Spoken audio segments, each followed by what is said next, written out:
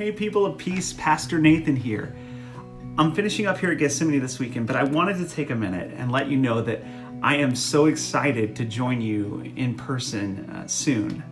This has been an incredibly crazy season, hasn't it?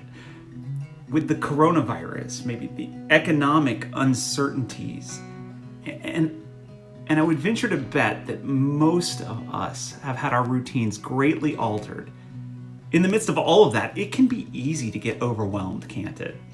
Well, I want to share with you a word from the Lord today that I pray will be as big a blessing to you as it has been to me. God's word is living and active. It speaks to us. When God speaks, stuff happens. He meets with us through his word. And in his very word, he points us to Jesus, who is our only hope in the midst of the chaos of this world. And this is what it says. God is our refuge and strength, a very present help in trouble. Therefore, we will not fear, though the earth gives way, though the mountains be moved into the heart of the sea, though its waters roar and foam, though the mountains tremble at its swelling. There is a river whose streams make glad the city of God, the holy habitation of the Most High. God is in the midst of her. She shall not be moved. God will help her when the morning dawns. The nations rage. The kingdoms totter.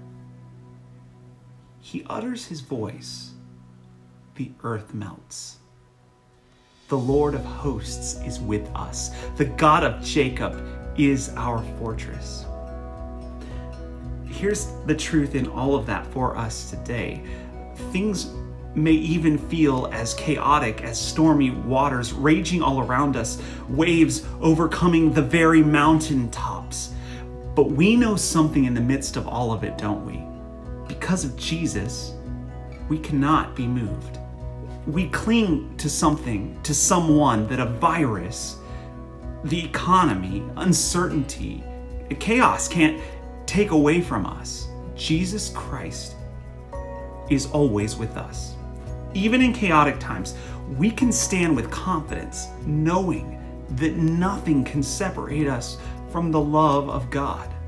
And I want to let you know, in the next couple of weeks, here's my challenge to you, and I'm sure many of us are already doing this, but if you're not, I encourage you to spend some time each day in prayer and with God in his word.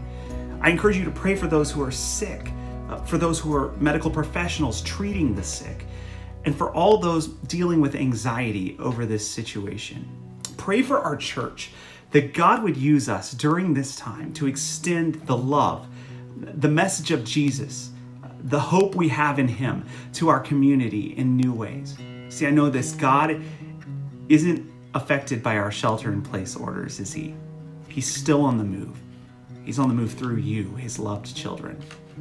Well, I encourage you also to find ways to connect with people in the community relationally. And this has caused us to hit pause on our regular rhythms of life. So take some time to make a phone call, send an email or a text, schedule a FaceTime or a Zoom call with someone else, and let them know that you are praying for them. My prayer is that we would emerge from this time more relationally connected than when we started. Well, starting next week, I will personally be making phone calls to each of the households at Peace, and really don't have much of an agenda. It's simply to check in, to get to know you a little bit more, and then I'd like to spend a few minutes praying with you.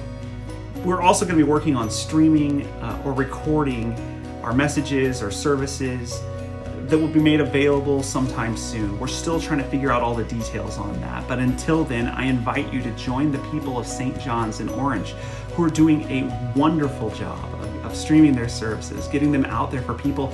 As you're in this season where you can't physically go to church, you can still worship. You can find their services online at stjohnsorange.org. Well, I also want to let you know, as I close out today, that I cannot wait to talk to each of you. And I know it's just going to be a glorious celebration when we can all worship together in person soon. I'll be praying for you, and I ask that you pray for my family as well as we begin the season of moving to California, where we'll begin a season of ministry together with you very soon.